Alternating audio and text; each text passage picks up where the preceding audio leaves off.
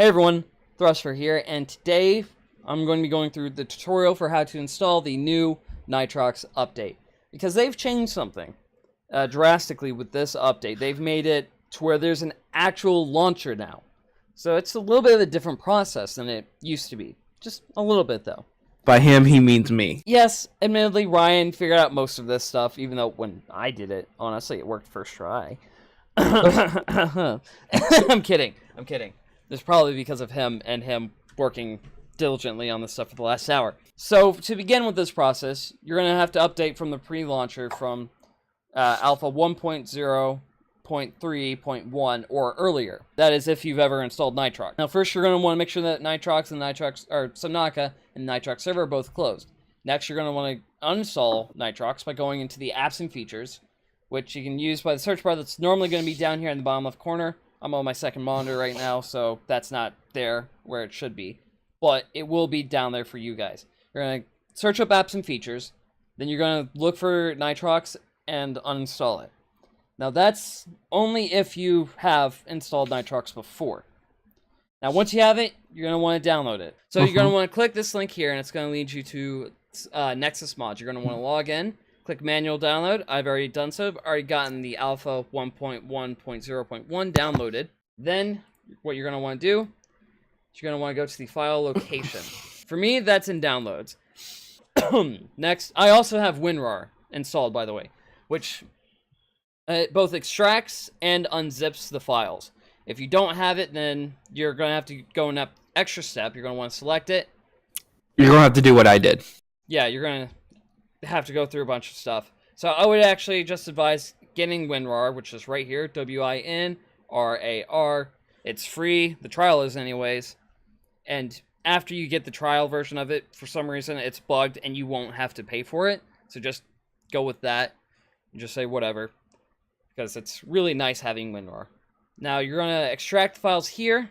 Once you do that, then you're going to want to find the actual file itself, the folder itself. It's going to be named exactly like this, except it's going to have a folder icon instead. You're going to want to right click it, you're going to want to hit cut, and then you're going to want to go to where you have the game installed. Now, if you're on Steam, what you're going to want to do is you're going to have to go to your C drive. I've moved all of my stuff, Epic's Game Store and Steam, from my C drive. You're going to want to go to the C drive, go to Program Files, Steam, Steam Apps, then Common, and then you'll find Subnautica. You're going to want to paste the folder into the Subnautica folder. Now, if you're on the Epic Game Store, then you're going to want to go to the C drive. And this is all if you have not moved your original file folders, like the Epic Games file folder and the Steam file folder. Program Files again, Epic Games, then Subnautica. A little bit less convoluted with Epic Games, which is nice. Now, once you have the file, and you've got it installed in the proper place for me, once again, it's going to be Epic Games. Just going to go through here to Subnautica, and there's a folder already there because I put it there a little bit ago. Next, what you're going to want to do, at least on my end, if you're not the person running the server, you're just going to want to run as administrator. And you're going to get a notification, do you want to let this app do blah, blah, blah, blah, blah. And then yes, then click on multiplayer, and it's going to open up Subnautica. You're going to have to wait a minute, and then stuff's going to start doing stuff. Alright, Ryan. Now, do you want to take over from here with the, what you have to do from here? Ryan, take it away. Am I good now? Yep, you're good now. Alright, so it's going to sound kind of crazy because I've been working on this for a little bit. But now that I've actually done it, it's not as hard as I made it out to be. It's actually pretty simple. So with me, the way I have to do it, I extract it. He's running the server. I'm going to start from extracting the files once I've downloaded it. I feel like it's a good place to start. Start from the beginning and work through it. All right, so I extracted the files, and whenever you extract the files, it pops up saying where do you want to place the files. Now, what I did is a little bit different than what you did, BJ.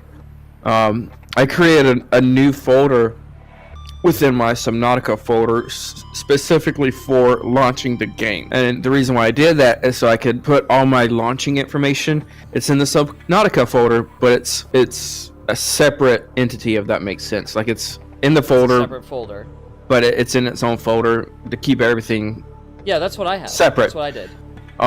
So it's in there right now like that. I had to authorize it with my computer, and after I authorized it, I had to then run as administrator, go into the server. After I went into the actual game, I went into the server section, and then I clicked through and had it route through my launcher in my Subnautica folder, which is why I did it separately, because I wanted it to run through its own folder. So my launcher, it's in its own folder, so whenever I had to run as an administrator and set up the options for me to start the server and have my own server, that's why I did it in its own folder, just so that it could run through its own folder without any issues. And it's as simple as that.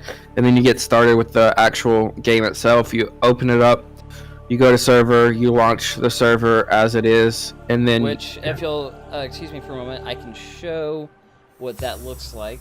So I have the Subnautica launcher open right here now. I'm guessing what you did is you just hit start server, essentially. Yeah. Alright, so I'm just gonna do that to see what happens. And then what did you do from here? Alright, so I hit server, because like I said, I have it going through the launcher, the actual game setting and the options whenever you go to Nitrox Launcher. And then I did something as simple as send, or not really send, but start the game. So you just started the game after getting the server up? Yeah, up and running. Okay, so we still had to use Hamachi, essentially. The only reason why I believe we had to use Hamachi was because to our computers. That's what's connected, like my IP address with your computer. All right, so real quick, something that I want to interact with here, that I don't think I made very clear in this little bit. When you actually hit start server, you're going to want to keep that Nitrox launcher open for the time, throughout the entire play session, if you're the one hosting it, along with Hamachi, which will be explained in a bit, or whatever other server launcher that you're using, like port forwarding, whatever, what have you. We use Hamachi. I'll explain what we did with that here in a moment. If you hit play multiplayer, which yeah. I clicked on it just for grins and giggles to see what it's like for me. Yeah. I think if you go to server IP, you should be able to type it in, and that should be the way to do it. Let's just go through the Hamachi way, real quick. Alright, so I have Hamachi open here now. Now what you're going to do is you're going to come over here to network after creating an account. You're going to want to create a new network. You're going to create a network ID. So let's go with Ohio State. Screw it. Then you're going to want to create a password and create. This network name has been taken. 1, 2, 3, 4. How about that? There you go. Now, what you're going to want to do after that is you're going to want to go and hit create or join network. You want to type in the network. We've already joined the network. Unless you want to create a new network just as an example, Ryan? No. Okay. So we're going to just type in the network ID we created, Ohio State 1, 2, 3, 4, and then the password that we put in, not going to say what it is, and then join. You own this network and you're already a member of it, so that won't be possible for me to actually join that network since I'm already in it. But you get the point. So that's how you would go about doing that. Alright, so one thing that we actually forgot to mention is when you go into the multiplayer tab, you do have to hit add server IP, whether you're using Hamachi or not. But after clicking add server IP, go back to Hamachi, and you're going to have to look for the IP address of the person hosting the server. So, say for example, the server host's IP address was 5.13.201.958, for example. It's just a random set of numbers with a random set of dots, whatever. You would take that number and then you would put it into the host slot that would be put in front of you. Because that's the IP address, that's what you need to connect to, and you can name it whatever you want to name it. Because there will be a slot above host that says name. I kept it as local personally, but you can name it whatever you want to. And that's pretty much all there is to it.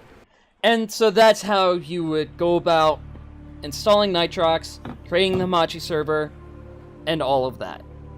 Thank you guys so much for watching this video. I hope you enjoyed it. If you did, be sure to hit that like button. Also, considering hitting the subscribe button to get notifications for my next upload a video. Because there's going to be a lot of Subnautica stuff coming back to the channel now.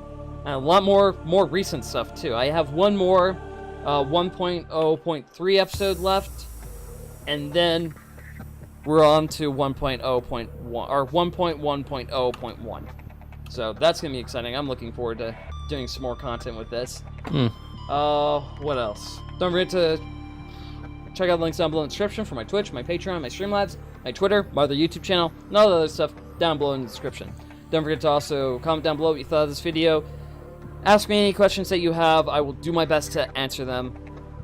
I will probably be able to answer them with Ryan's help. Probably. Should be. Yeah, we'll figure it out. I probably should answer the questions. I think I would. I think I'll be able to help.